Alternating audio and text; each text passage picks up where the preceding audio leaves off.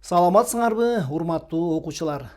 Мына ошентип кайрадан биз жакшынакай жагымдуу күндө силер менен кыргыз тили сабагыбызды баштайбыз.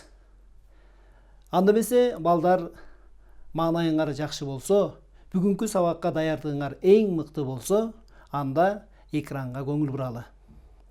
Элибизде бекеринен айтылбайт. Кулагыңа күмүш сырга деген жакшы сөз бар. Анын сыңарындай ар бир айтылган сөзүбүз, кебибиз ар бирибиз үчүн эң маанилүү деп эсептейм.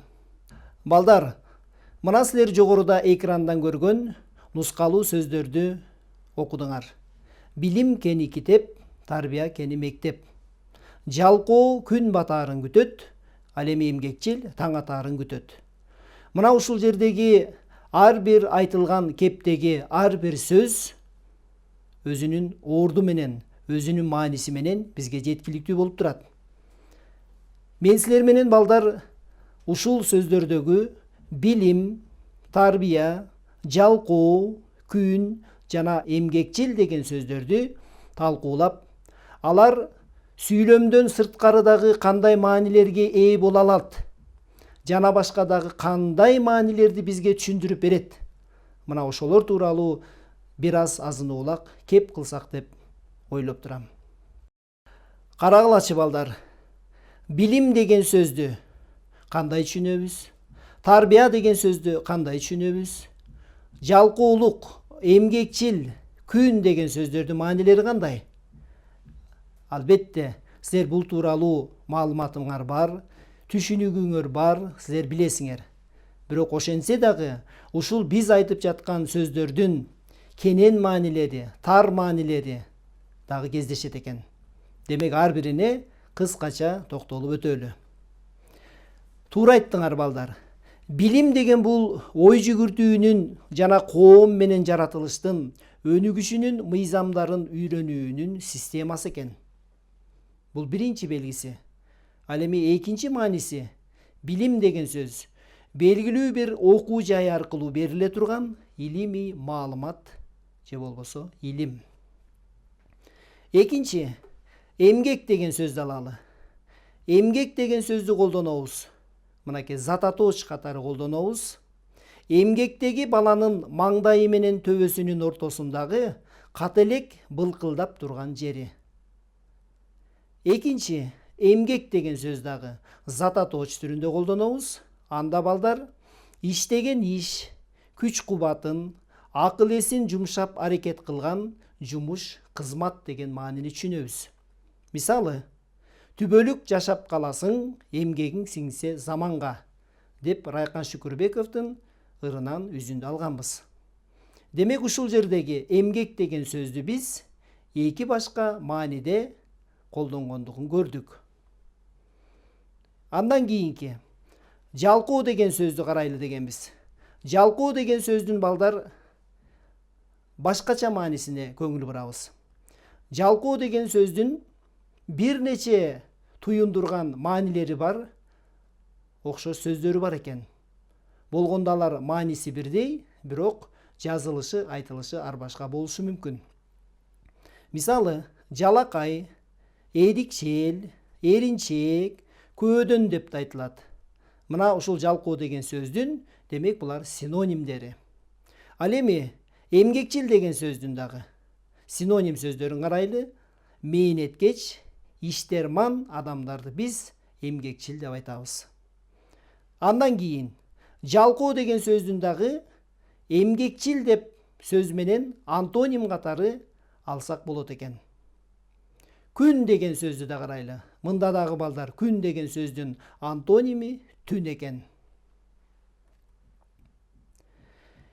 Биз балдар күн деген сөздүн дагы канча мааниге ээ боло тургандыгына көңүл буруп, экрандан окуп көрөлүчү. Күн деген сөздүн биринчи мааниси жер жана башка планеталар тегерегинде айланып жүрүүчү, өзүнүн жарык нур, жылуулук таратып, негизги жана борбордук планета катарында эсептелүүчү асман телосу. Жер күндүн айланасында айланат. Экинчи, эртеден кечке чейин сутканын бир бөлүгү, таң аткандан караңгы киргенге чейинки мезгили. Мына күн узарып жылуулук берди деп мисал келтирсек болот. Үчүнчү мааниси күн деген бул жаан чачын, тумандуулук, абанын температурасы сыяктуу атмосферанын ал абалы, аба ырайы. Мисалы, бүгүн күн чайыттай ачык. Төртүнчү маанисине көңүл буралы. Белгилүү бир доор, жашоо, мезгили, замана. Мисалы, кызык күнүң өткөрүп, койбогула кыздар-ай деп бир убакыттын мезгилдин өтүп кеткендиги жөнүндө бизге маалымат берди. Демек балдар, биз мына ушул жогорудагы айтылган сөздөрдөн, демек бир эле сөздүн бир нече маанилерге ээ боло тургандыгын, бир эле сөздүн синонимдерин, омонимдерин, антонимдерин жана башка маанилери бар экендиги тууралуу маалымат алдык. Эми биз жогорудагы кеп кылган эмгек тууралуу айтылган сөзүбүздү дагы бир башка терминдер аркылуу атап көрөлүчү. Мисалы, акыбети кайтуу деген сөз бар. Бул эмнени түшүндүрөт? Эмгегинин, кылган мээнетинин убайын көрүү дейт.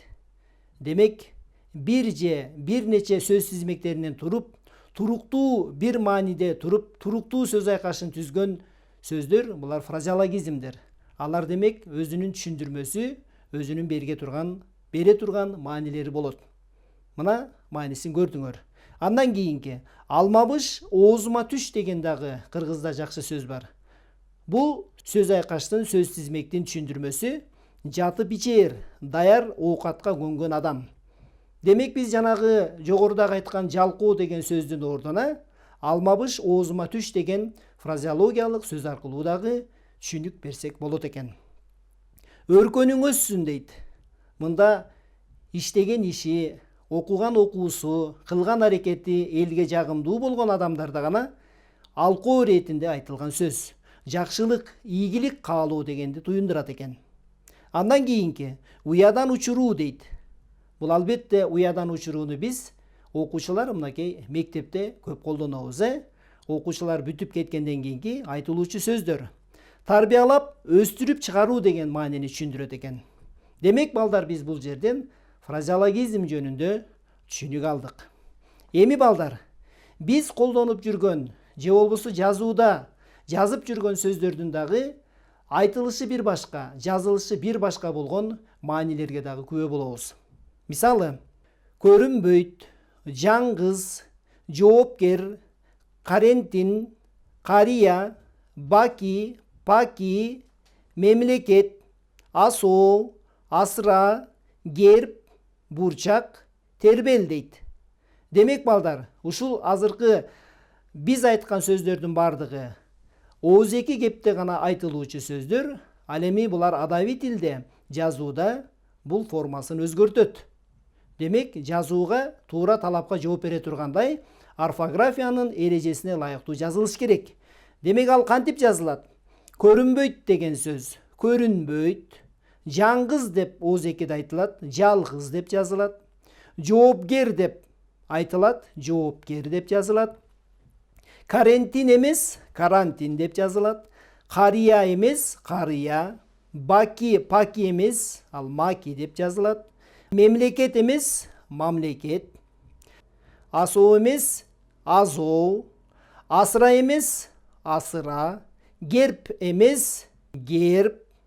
Бурчак эмес, буурчак. Жана тербел эмес, термел деген сөз менен орфографиялык жолдо туура жазылыш керек. Эми балдар, биз бул жерден ошол эле сөздөрдүн айтылышы жана жазылышы кандай экендигин билдик.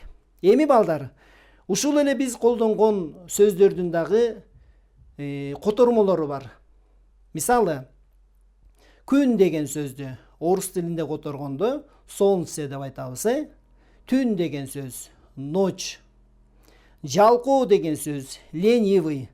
Эмгекчил деген сөздү трудолюбивый дейбиз.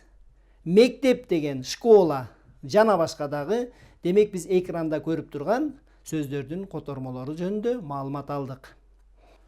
Балдар, биз жогорудагы кеп кылган ар бир маанилер, алар сөздүктөр жөнүндөгү бизге түшүнүк берүүчү сөздөр экен. Демек, биз мына ошол сөздүктөр жөнүндөгү маалыматтарды алуу менен ал сөздүктөрдү бизге лексикография деген гана илимдин бир тармагы түшүнүк маалымат бере тургандыгы жөнүндө баштадык. Ал эми бизде лексикография деген термин эмнени түшүндүрөт? Ошол жөнүндө уктук беле, билебизби?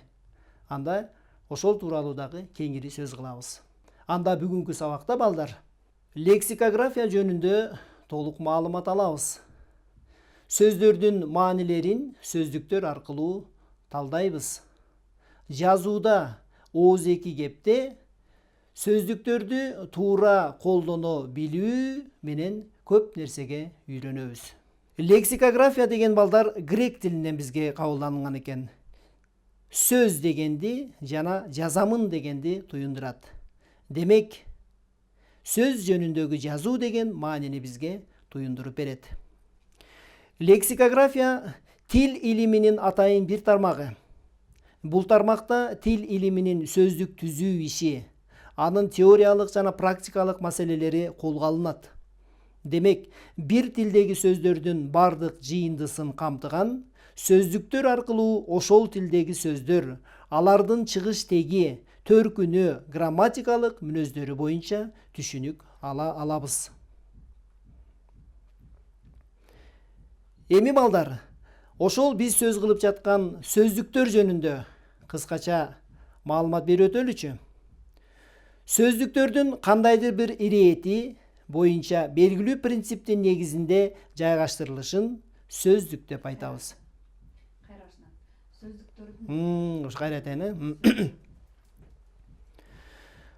Сөздөрдүн кандайдыр бир ирети, тартиби боюнча белгилүү принциптин негизинде жайгаштырылышын сөздүк деп айтабыз. Сөздүк бул сөздөрдүн жыйындысы жана басылып чыккан эмгек. Ал бир элдин же бир нече элдин кандайдыр бир багыттагы же максатты көздөгөн сөздөрүнүн атайын топтому. Сөздүк бул билим берүүдө, окутуу ишине чоң көмөк көрсөтүүчү жана өбөлгө түзүүчү окуу куралы болуп эсептелинет. Сөздүк ушул мезгилде бардык маданияты, илим билими, экономикасы өнүккөн өлкөлөрдө эң таңсык жана өтө окумдуу басма буюму болуп саналат. Балдар, биз сөздүктөр аркылуу бир тилдеги сөздөр менен таанышууга, аны үйрөнүүгө мүмкүнчүлүк түзө алабыз. Алар аркылуу сөздөрдүн колдонулуш чектери билинет. Маанилик, орфографиялык жактан калыпка салынат. Сөздүн ар бир учурдагы маанилери такталат. Ага тиешелүү болгон өтмө, фразеологиялык, омонимдик жана башка көптөгөн маанилери аныкталып берилет экен. Мисалы, мына жол деген сөздү алып көрөлү. Мында анын негизги лексикалык мааниси аркы терки жүрүү, каттоо, басып өтүү үчүн колдонулган тилке жер, же болбосо ар кандай транспорттун өтүп турган белгилүү бир багыты жери. Мисалы, жалгыз аяк жол, аба жолу, зым жол, жол көрсөткүч, жол кат. Тилек катарын айтып жүрөбүз: ак жолуң ачылсын, жолуң болгур, бир жолу, жол башчы жана башка. Демек, бул жерден биз сөз деген сөздүн бир канча мааниге ээ болгондугу жөнүндө маалымат алдык. Демек, мындай маалыматты биз кыргыз тилинин түшүндүрмө сөздүгүнөн ала алдык. Эми балдар, бизге мына ушул жогорудагы айткан лексикография деген илимдин бир тармагында сөз кылдык. Демек, ал бизге сөздүктөр жөнүндө маалымат берет экен. Ал эми сөздүктөр бизге эмнелерди үйрөтөт? Эмнелер менен тааныштырат? Экранга көңүл буралы. Сөздөрдү туура жазууну, сөздөрдүн келип чыгышын, сөздөрдүн маанисин, илим техникадагы, искусстводогу, адабият менен маданияттагы маалыматтарды үйрөтө алат. Акыл ойдун кеңейишин менен тааныштырат. Сөз маданиятын өнүгүшүн, элдердин маданиятын, кулк мүнөзүбүздү, турмуш тиричиликти, улуттук тилдин казынасын жана башка көптөгөн нерселер жөнүндө бизге толук маалымат бере алат. Балдар, Биз мына жогорудан бери сөздүктөр жөнүндө кеп кылып жаттык. Сөздүктөрдүн адам турмушундагы орду өтө чоң экендигин бардыгыбыз билишибиз керек. Сөздүктөрдү жөнөкөй карапайым адамдан баштап белгилүү окумуштуу илимпоз чыгаан адамдарга чейин колдонушат. Ал эми сөздүктө бардык биз билбеген, бизге керектүү болгон маалыматтар атайын бир изилдөөнүн, окумуштуулардын, аалымдардын эмгегинин натыйжасында топтолуп түзүлгөн. Мисалы балдар, экранга карайлычы. Алыс кетпей эле айрым бир бизге белгилүү болгон кыргыз тилине салымын кошкон, кыргыз тилинин сөздүгүн түзүүдө, кыргыз тили үчүн эмгек кылган адамдардын сүрөттөрүн көрүп турасыңар. Константин Кузьмич Юдакин кыргыз тилинин сөздүктөрдү түзүүсүндөгү эң чоң орунду ээлеген биздин белгилүү адамыбыз. Хусейин Карасаев, Касым Тыныстанов, Ишеналы Арабаев. Демек, мына ушул адамдар дагы сөздүктөрдү туура пайдаланып, өздөрүнүн эмгектеринде колдоно алышкан.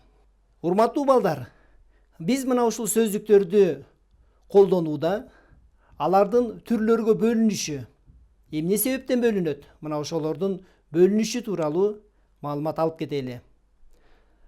Сөздүктөрдүн бир нече түрлөргө бөлүнүшүнүн себептери эмнеде? Топтолгон сөздөр, биринчи топтолуш керек. Сөздөрдүн түшүндүрмөсүнүн мүнөзү, ар биринин өзүнүн түшүндүрмө мүнөзү болот. Ал сөздөрдүн талабы, сөздөрдүн илимий милдеттери, ал сөздөрдүн практикалык милдеттери, колдонулуш максаттары жана башкалар. Демек, ар бир сөздүк өзүнүн берген мааниси топтолгон сөздөрүнө таандык болуп, бизге түшүндүрмө сөздүктөрдү же болбосо башка бир сөздүктөр жөнүндө маалымат бере алат. Эми балдар, сөздүктөрдүн кандай түрлөрү бар экен? Ошолорго көңүл буралы. Сөздүктөрдүн төмөндөгүдөй түрлөрү бар. Түшүндүрмө сөздүк, котормолуу сөздүк, кыргызча орусча сөздүк, орусча кыргызча сөздүк, дагы бир топ котормолуу сөздүктөр бар. Андан сырткары орфографиялык сөздүк, диалектологиялык сөздүк, этимологиялык сөздүк, энциклопедиялык сөздүк, фразеологиялык сөздүк, терминологиялык сөздүк, чет тилдер сөздүгү, синонимдер сөздүгү, омонимдер сөздүгү, антонимдер сөздүгү жана башка бир топ сөздүктөрдү атап айтсак болот. Демек, ушул аталган сөздүктөрдүн бардыгы балдар биздин турмушубузда, жазуубузда, кебибизде абдан керек, зарыл. Урматтуу балдар, биз жогортодан бери сөздүктөр тууралуу өтө кеңири маалыматтарды алып кеп кылып жатабыз. Эми биздин өзүбүздүн кыргыз тилибиздеги сөздүктөрдүн башталышы, сөздүктөр жөнүндөгү алгачкы эмгек маалыматтар кимге таандык, кимге тиешелүү, кыргыз лексикасындагы лексикография деген тармак кантип башталган? Мына ошол тууралуу маалымат бере кетели. Балдар, кыргыз лексикографиясы төмөндөгүдөй маалыматтарды бизге тааныштыра алат. Кыргыз тилинин лексикалык материалы боюнча сөздүк түзүү ишине биринчи жолу киришкен окумуштуу академик Радлов болгон. Ал өзүнүн «Опыт словаря тюркских наречий» деген 4 томдук фундаменталдуу эмгегине башка түрк тилдеринин лексикасы менен катар кыргыз тилинен дагы 1000дей сөздү киргизген. Бул сөздүктө кыргыз тилиндеги сөздөр аз санда болгондугуна карабастан, сөздүк кыргыз лексикасы жөнүндөгү революциядан мурдагы эң алгачкы сөздүк катары чоң мааниге ээ болуп калды. Кыргыз лексикасынын байлыгын жыйноо, сөздүк түзүү иши 1920-жылдардын экинчи жарымынан баштап колго алына баштаган. Бул ишке бел байлап киришкен окумуштуу түрколог академик Юдахин болгон. Анын 1940-жылы жарыкка чыккан кыргызча-орусча сөздүгү кыргыз лексикографиясынын төл башы. Бул сөздүк жалпы түркологияда гана теңдеши жок болуп бааланбастан, чет өлкөлөрдө да эң баалуу, мыкты эмгек катары кеңири таанылды. Материал жыйноо, кыйынчылыктары жөнүндө минтип эскерет. Сөздүккө деп эл жер кыдырып, улуу кичүү дебей сурамжылап, жыйналган материалдарды түндөсү шайтан чырактын жарыгында боз үйдө боорум менен жатып иретке келтирүүгө туура келген. 40-жылдагы кыргызча орусча сөздүк олуттуу толуктоолор, тактоолор менен 1965-жылы 162 басма табак көлөмүндө кайрадан кыргызча орусча сөздүк болуп басылып чыгат. Ага кыргыз тилиндеги 40 миңге жакын сөз кирет. Сөздүктө негизинен азыркы кыргыз адабий тилиндеги активдүү лексика толугу менен камтылган. Анда көркөм адабий чыгармалардан, ар түрдүү жанрда колдонулган фразеологиялык сөз тизмектеринен, макал лакаптардан жана көптөгөн кесиптик, терминдик сөздөрдөн тартып, фольклордук чыгармалардын түрлөрүндөгү материалдар кеңири пайдаланылган. Ошондой эле ооз-эки сүйлөшүү лексикасы, айрым бир диалектилик жана көөнөргөн сөздөрдүн кээ бир катмарлары дагы киргизилген. Орусча-кыргызча сөздүк. Бул сөздүктү академик Юдахиндин жетекчилиги менен профессор Карасаев, Шүкүровдор бирдикте түзүшкөн. Мына ушул сөздүктү түзүүдө Юдахин өзү башында туруп жетекчилик кылган экен. Орусча-кыргызча сөздүгү 1944-жылы жарыкка чыгат. Кеңейтилген жаңы басылышы 51 миң сөздү камтыган көлөмдө 1957-жылы кайрадан басмадан иштелип чыккан. Андан кийинки кыргыз тилинин орфографиялык сөздүгү жөнүндө дагы кыска маалымат айтып кетели. Кыргыз тилинин бул сөздүгү биринчи жолу латын тамгасында 1938-жылы жарык көргөн. Бул сөздүккө 5000 гана сөз кирген. Жаңы алфавитке, өткөндүккө байланыштуу кыргыз тилинин орфографиялык сөздүгү Богданова тарабынан 1942-жылы кайрадан жарык көрөт. Анда 7000ге жакын сөз камтылган. 1956-жылы Карасаев, Яншанскин тарабынан кыргыз тилинин орфографиялык сөздүгү кайрадан иштелип чыккан. Ага 10 миңден ашуун сөз киргизилген. Кийин 1966-жылы Карасаев тарабынан кайрадан басылып чыгат дагы. Анда бул сөздүккө 60 миңге жакын сөз камтылып киргизилет.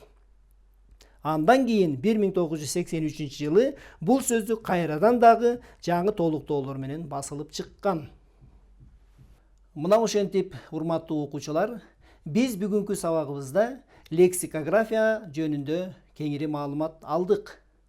Демек балдар, ар бирибиз сөзүбүз туура, так, жазуубуз орундуу, туура болуш үчүн сөздүктөрдү туура колдонуп, туура пайдаланганга аракет кылалы.